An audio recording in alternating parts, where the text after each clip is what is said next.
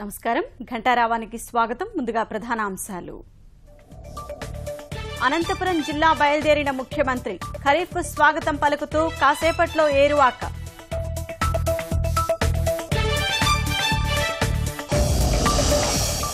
దేశంలోని పలు ప్రాంతాల్లో ఉగ్రదాడుల ప్రమాదం, హైదరాబాద్ సహా నగరాల్లో అప్రమత్తత.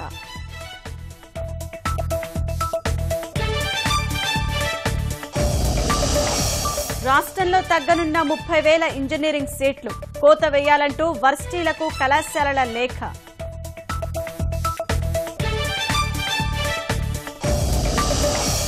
బన్సర్లో కుదుట పడుతున్న పరిస్థితులు, పగటిపూట కర్ఫ్యూ సడలింపు.